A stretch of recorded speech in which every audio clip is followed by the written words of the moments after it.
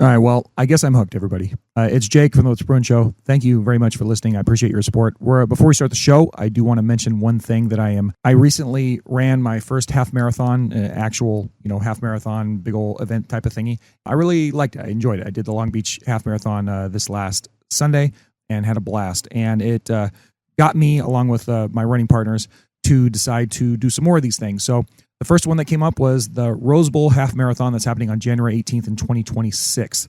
And when I looked into registering for it, there was a fundraising goal that you could pick. And I said, you know what? Why don't I just do that this time?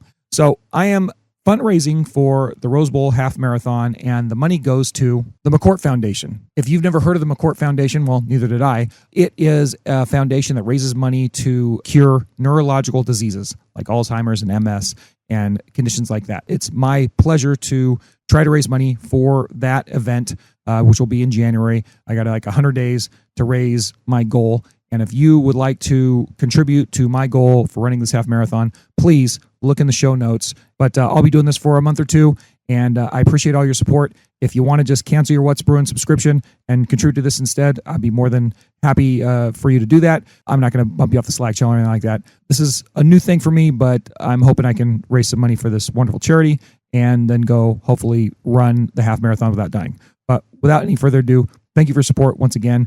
And here's the What's Bruin Show. Hey everybody, this is Jonathan Ogden, and you're listening to the What's Bruin Show. Hey Bruin fans, this is David Singleton, and you're listening to the What's Bruin Show. Go Bruins. Hey, this is Wayne Cook, and you're listening to What's Bruin Show. Hey guys, it's Chris Johnson, UCLA National Champion.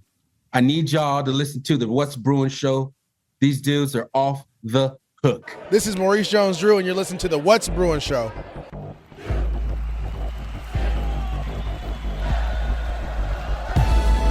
You're listening to the What's Bruin Show, part of the What's Bruin Show network, with your hosts, Jake Berryfield and Mike Regalado, and occasionally some friends, talking all things UCLA sports. And now, it's time for the What's Bruin Show. Well, hello and welcome to What's Bruin. I am your host, Jake Berryfield. I'm joining you a couple hours after UCLA beats Maryland 20-17 at the Rose Bowl in a thriller. Not a lot going on in this game offensively until the very end, and there's a little outburst of points in the fourth quarter. And UCLA is able to score 10 points down the stretch to beat Maryland. And it's a great victory for UCLA in a season where any victory is great for UCLA. After starting 0-4, they're now 3-4. And who would have thunk it? It's unpredictable, unbelievable. And we should be here to, celebrate these guys for completely turning their season around. Personally, I thought they were going to be able to play better against Maryland offensively, but they didn't, and they still managed to win, and they still managed to make the plays when it counted. And down the stretch, Mateen Begani is a baller, man, and he was able to Just a baller, man. Kick the game-winning field goal, and so we're very happy about that. With Begani. And certainly there are a lot of heroes in this game we can talk about in just a kind of an ugly rock fight sort of a game. And certainly everybody on the UCLA defense needs to be celebrated collectively. But we'll get to that in a minute. It's the What's Bruin Show on the What's Bruin Show Network. Thank you for your support. I'm sitting here having a bee's knees cocktail that I made with simple syrup that my good friend, the lovely and talented Donna Gomez, public defender extraordinaire, made me out of some special honey that she got back east. So it's really good. Bee's knees is a great cocktail. It's if you didn't know, it's like 3/4 ounces honey simple syrup that I got from Donna, 3/4 ounces lemon juice, and 2 ounces of your favorite gin. And it's really good. So I put a little bit of rose or orange water in this as well too. But anyways, good cocktail. It's What's Bruin Show on the What's Bruin Show Network. Thank you for your support. What's Bruin Show @gmail.com, what'sbruin.substack.com, patreon.com/What's Bruin Show, or just what'sbruinshow.com. Search on YouTube. Just search What's Bruin Show and look for the UCLA related stuff. You can call the hotline 805-3994 WBS Sacramento Troy. I will not be playing any calls tonight, I don't think, but if you want to call, and they'll make it on the Tuesday show. That's been kind of fun. And this is a game that had a lot of emotions in it, I think, just because it was so close for so long.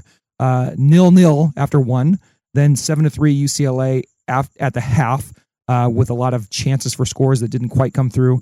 Maryland gets on the board with a pick six on maybe Nico's worst play as a Bruin to take the lead 10-7.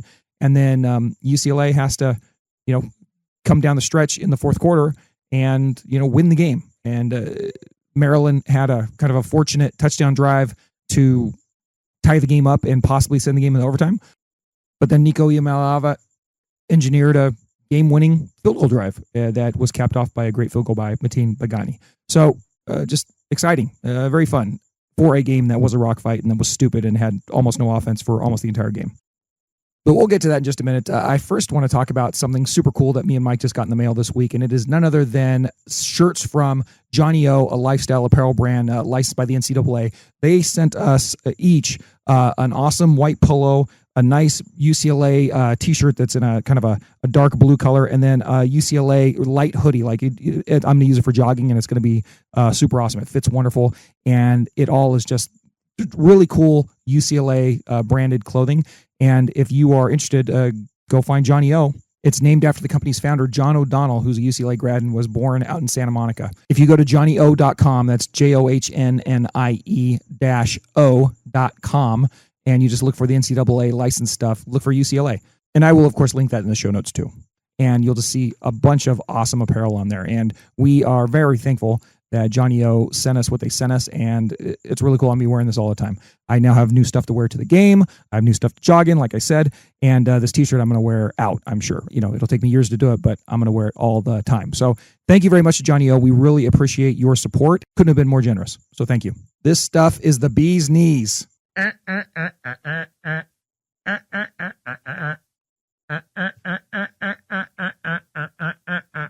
fight, fight!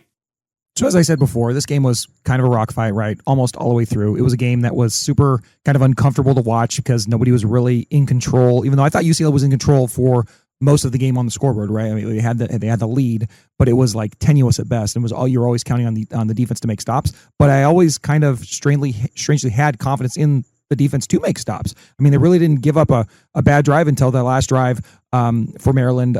And I think that was, I don't know. It was that one big play to Malik where he, ran on it and they almost had him. So I think this is just a terrific defensive performance for the Bruins. Even though Maryland was not a great offensive team, they still played very, very well. I don't think there's any way that you could say that they didn't.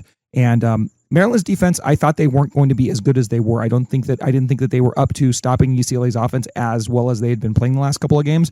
And they showed that they were super aggressive. They got 2 targeting plays, get 2 guys disqualified, forced turnovers. They were on the ball. They were all over Nico at times. They were, jumping into the lanes. They got the pick 6 off of a really nice aggressive play by the defender. So I was impressed by Maryland's defense as well. But it's just one of those games that was just a total rock fight. I mean, look at the drive charts here. For Maryland, it was punt, field goal, punt, fumble. That's the first half. Punt, downs, punt, interception, and then finally a touchdown drive. And for UCLA, it wasn't much better. It was punt, TD, punt, interception. That's the first half. Punt, interception, punt, fumble, field goal attempt, that miss, and then a TD, field goal down the stretch.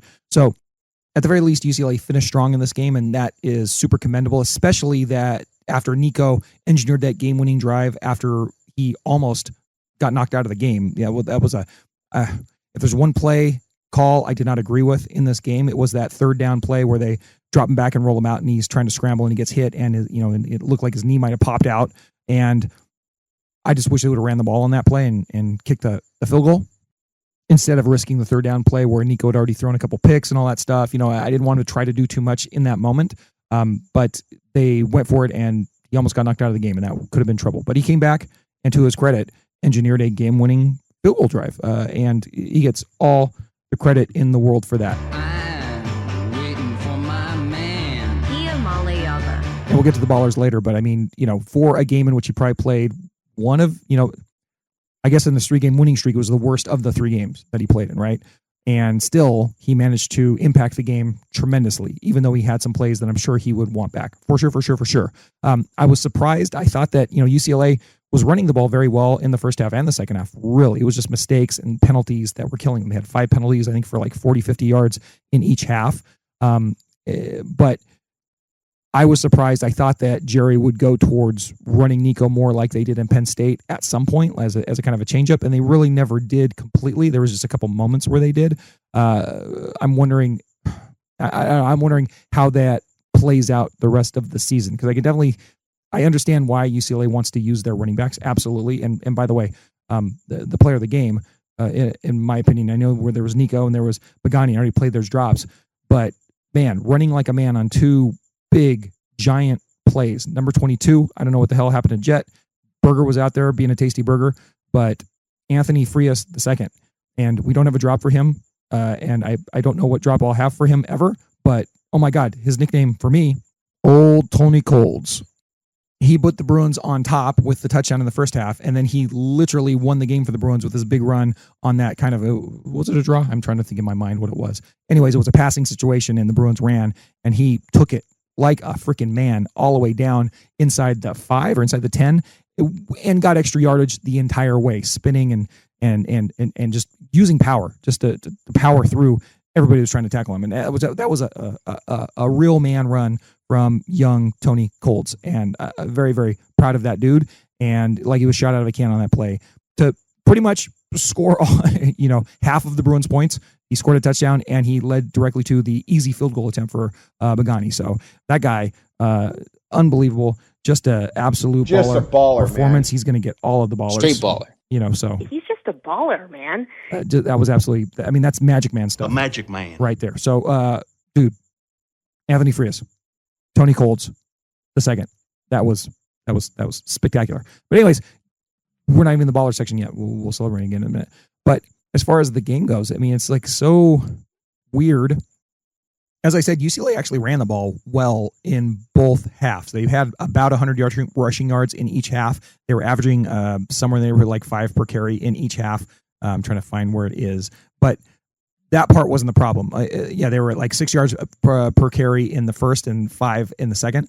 The problem was the passing game, and the passing game never really got going until the fourth quarter for the Bruins. But they had 51 passing yards in the first quarter, and they had 5 penalties for 47 yards that's in the first half. 51 passing yards in the first half, 47 penalty yards in the first half. That really isn't going to get it done. And then through 3 quarters, they were still sitting on just 99 passing yards, right? So they had like another 50 in the third quarter. And it's the fourth quarter where they really kind of knocked it out of the park. 74 rushing yards and 122 passing yards. And Nico made some plays down the stretch there. And that's really when the offense kind of turned it on. They were able to get some points on the board finally.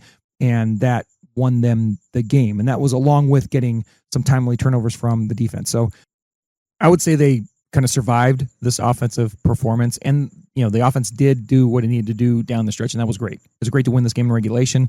I'm glad they didn't have to go to overtime, especially given who knows what the condition of Nico is actually to end the game. He got banged up and he came out there for that last drive, but you don't know if it was something where he just needed he was eventually going to suffer some attrition and not be able to perform. UCLA did win the time possession battle again. They held the ball for 33 minutes, but it was just a lot of 3 and outs and punting and just situational stuff. And to the defense's credit, they held up big time. They held Maryland to 6 or 17 on third down.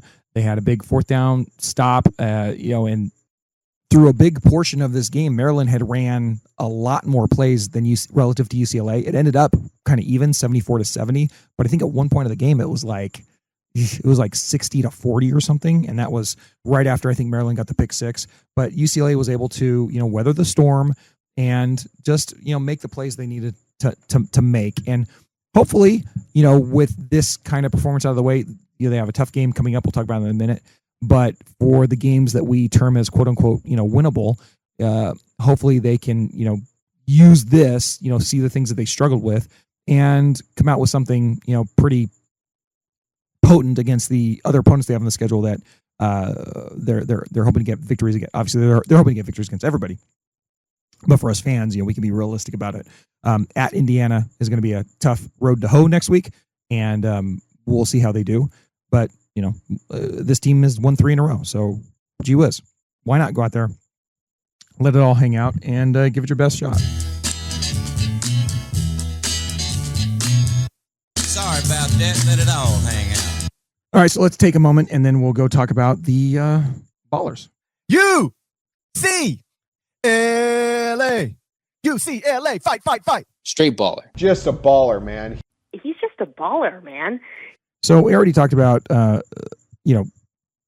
Tony Colds the second. He is absolutely just a baller, man, and we are so Straight proud of him. baller.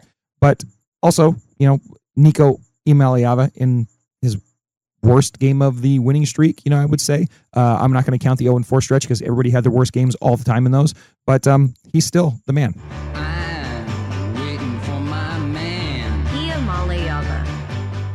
And his stat sheet is not great. 21 for 35, 221 yards, 1 touchdown against 2 interceptions, 1 pick six. At one point, the Bruins, deep into this game, deep into the third quarter, even into the fourth quarter, the UCLA offense had netted 0 total points because they'd scored a touchdown and they'd given up a touchdown.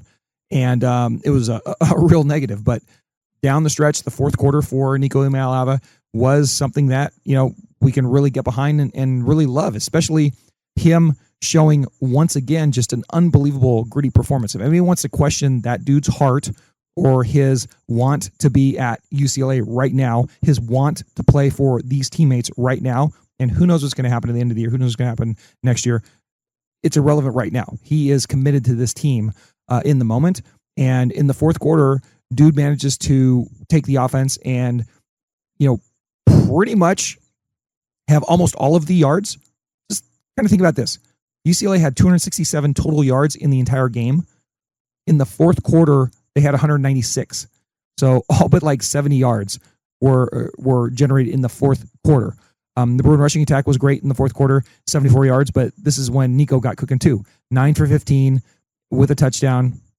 Obviously bounces back from that horrible pick six.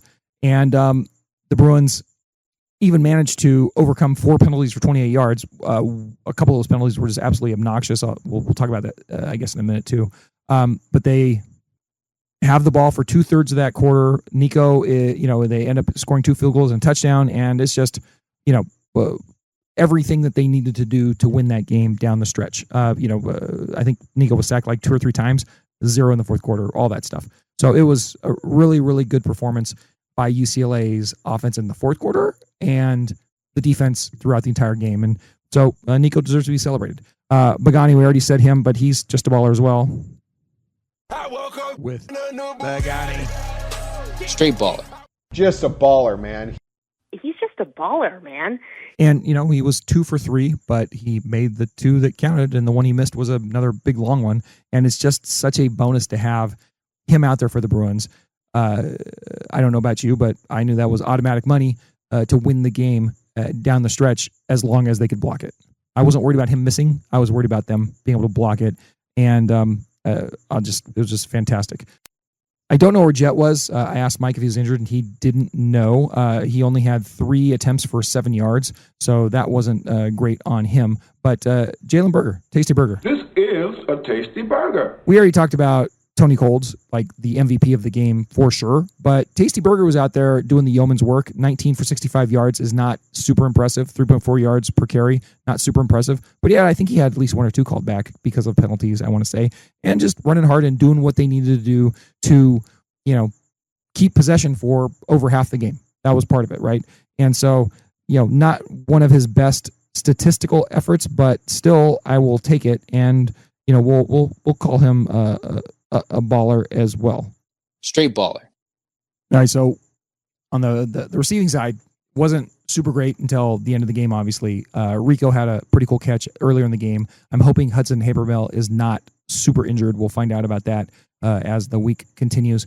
Quaz was out there, got 56 yards, some big plays on a drive, and he had at least 1 or 2 that were called back because of like BS penalties.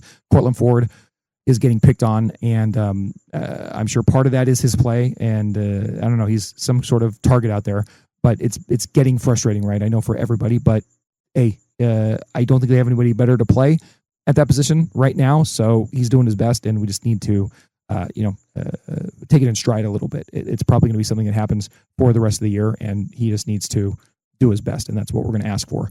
But the receiver of the game, hands down, no questions asked, is definitely Titus Mokiao Atimalala. Titus Mokiao Atimalala. Just an absolute baller with 6 catches. He gets 102 yards, and just a terrific effort by that dude. Straight baller. Just a baller, man. He's just a baller, man. and a huge play down the stretch as well. So great job by him and Mikey Matthews as well. Straight baller. Just a baller, man. He's just a baller, man. My guy from Cal catches the touchdown, the only touchdown from Nico Iamaleava. So those guys definitely need to be celebrated. And then, like I said, as far as the defense goes, the entire gosh darn defense just playing amazing. Straight baller. Just a baller, man. He's just a baller, We man. are so happy that they have got this thing turned around. And I know that now in hindsight, these are not great offenses that they're playing, but it doesn't matter. They're playing very well against these guys. There's just no doubt about it. Like, they are playing well. So we're going to give them a nice big round of applause. And some air horns too, because they are really bringing Just a baller, man. Oh, and last but not least, Scooter friggin' Jackson, dude. Warren High School. He was at Utah Tech. Comes to UCLA. 6'1", 185. He's a junior from Compton. And just a Straight baller. Just a baller, man. He's just a baller, Big tip man. interception. And that was instrumental in the Bruins getting the victory. So it's inexplicable how bad this team was after 4 games. And how much fun and how good they are now. Even if they haven't really... It's funny saying that after the biggest upset in UCLA history with Penn State. But, in hindsight, it's like, not quite as much. But it's still just like, it's unbelievable. These teams are not the most high-powered teams that they've beaten, but they handled Michigan State on the road. They beat this Maryland team in a rock fight. And Penn State wasn't as bad as they were until we broke them, until we made them that bad. So just keep that all straight. This is just fun. It's a fun season. So enjoy it while it lasts and celebrate these players. And it's fun to be able to do that. Didn't you say in your resume that you did 4 years at UCLA? Yes. Technically, if you consider Bel Air an extension of the campus, which everybody does. Everybody does. So going down the stretch this season, it's pretty crazy. UCLA has won the last 3. They're 3-4 in the record book. They're now 2-1. 3-1 in the Big Ten. Forgive me. By the way, that's a 7-way tie for 3rd in the Big Ten. 7-way tie. And of course, with their non-conference record, overall record, that puts them at the bottom of that 7-way tie. So they're like mid-pack of the Big Ten right now with their 3-1 record. But it's goofy. It's goofy as hell. But they're 3-4 now, and they have 5 games left, and 3 of the 5 games appear imminently winnable. Right? I mean, I guess we could say that, like, winnable, not guaranteed, but of the coin flippy variety, I would say. Washington, Nebraska, and SC all took big losses today. Washington lost to Michigan. Minnesota sacked Dylan Raiola 9 times, and they beat up Nebraska on Friday night. And then SC just lost to the Domers. So, hey, there you go. That happened. That's fun. So next week's the at Indiana game, number 3 in the country at Indiana. And look, the Bruins, like we said, just need to let it all hang out. Sorry about that. Let it all hang out. And try not to get injured. I'm hoping, right? And just play the game that they can play against Indiana and see where they land. It's certainly a measuring stick sort of game where no one's going to be surprised if they lose that game. They're probably going to lose that game. They're almost certainly going to lose that game. But let's see how they look, right?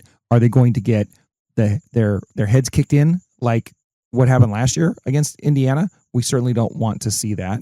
Are they going to lose the game like many of Indiana's other opponents lost? I mean, UCLA kicked the shit out of Michigan State by about the same margin that UCLA kicked the shit out of Michigan State, right?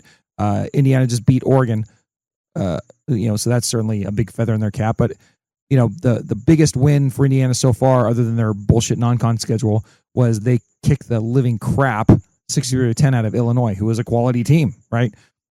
We're not expecting UCLA to be able to beat Indiana. I don't think anybody is. And if it did, it'd be, a surprise on the level of the Penn State game, absolutely inexplicable.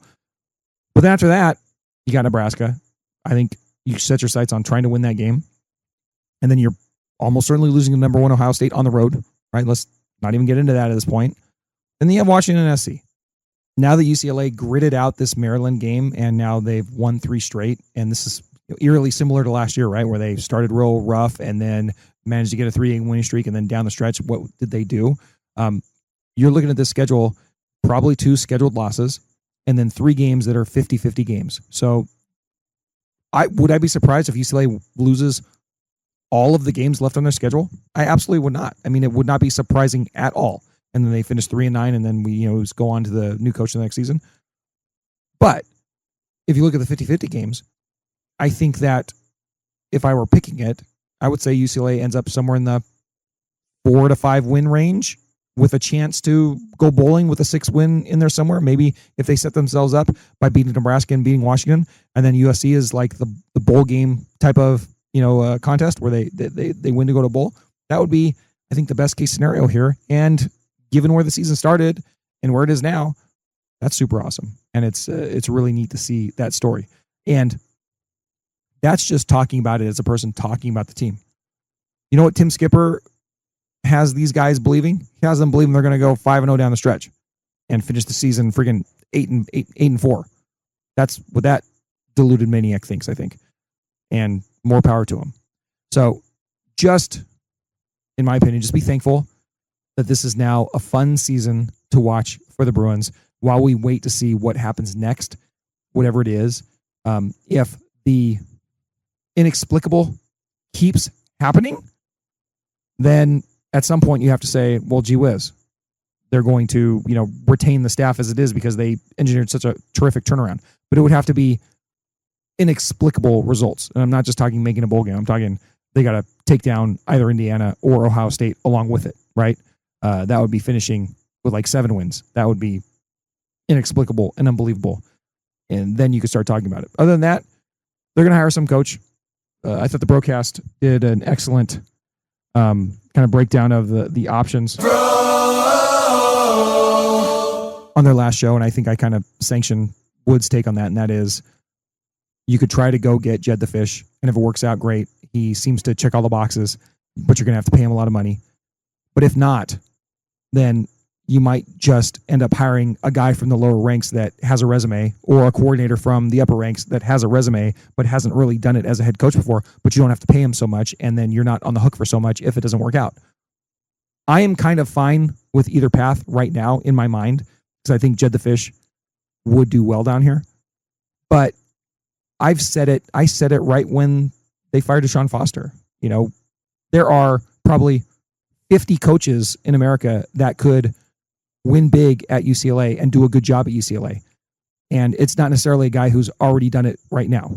You could get one of these guys who's an up-and-coming guy, and I think he'd do just fine at UCLA. If you have a guy that is committed, capable, has done it a little bit before on whatever level, and is ready to, work hard here, this is a place where you can make a good football team. It's just important to me that they don't hire somebody that's kind of burnt out. Apparently Chip Kelly was burnt out. You get somebody like Jim Mora that had something to prove, and look at how good they could be. Sure, they never broke through on Stanford and Oregon, but those were good teams. And that's more like what UCLA has been historically than anything else. And that wasn't that long ago. I know everything's changed in the last number of years, but that's all stuff that, you can do it just like everybody else and be just fine. So UCLA can hire a really good coach, but it doesn't have to be a coach with the big name. There's a lot of guys who can do this job if they just try hard. And, I think now, God bless Tim Skipper and the efforts this interim coaching staff has made, because it's shown that UCLA is not, a school for chumps. It's not a backwater of college football. It's not a backwater in the Big Ten. It could potentially be a juggernaut if they treat it right. A juggernaut like Florida, like all these, these teams that have kind of been up and down over the years, but have a nice tradition of winning, and not just at football, but at other sports too. That's the beauty of UCLA. They have all these other sports as well, but football's got to be first, and hopefully they make a hire that treats that as such, and also support the hire as such. So that's where we're at. I don't really know if I have anything else to say. It's been 26-7 minutes or whatever, and I think I'm done. I've had a wonderful day today. The Shirleys, the Shirleys, Bill and Suzanne, are currently in San Diego for their birth anniversary trip. If you didn't know, Bill got married to Suzanne on his birthday, and so that's his birth anniversary. and they celebrate it, at some weekend, somewhere around the time of the birth anniversary. They're a little late this year, a couple weeks late, but they're in San Diego, and them being in San Diego made to where the twins, Jackson, Jordan, Shirley, came over to my house today, and we did a cookout all day long. I made a giant portion of pulled pork, some of which I'm going to take to work on the weekend. The boys made this terrific mac and cheese and some salsa and some tortilla chips. And then I made pretzels and some cheese dip. And it was just all day of hanging out with the twins and my son Malcolm and cooking and listening to music and having some bee's knees. And it was a wonderful, wonderful day. And then we got to watch the Bruins win. So that was super fantastic. So can't really complain about that on a Saturday. We will be back with you on Tuesday. If you have anything to say, call the hotline, 805-399-4WBS, Second Reign of Troy. Real sad about that loss to the Domers today. Really sad. Just heartbreaking, right? But whatever. We'll talk more about all this stuff on Tuesday. So call the hotline and go Bruins. And they get over on the Maryland Terrapins, 20-17 game-winning drive by our guy Nico, waiting for the man. I'm waiting for my man. Tia Malayaga. And Mateen Begani. So until Tuesday, I guess, call the show. And, oh, by the way, thank you once again to Johnny O. That's amazing apparel, johnnyo.com. And until next time, go Bruins. Good evening. Smoke 'em if you got 'em. That was the What's Bruin Show. Oh my God. Try us tomorrow. Same bat time, same bat channel. It's got to be in or out, Mom. In or out. Well, I need the door closed. Thank you for your cooperation. Dude, Rob, we play some ball on the West Coast. The final word is boob.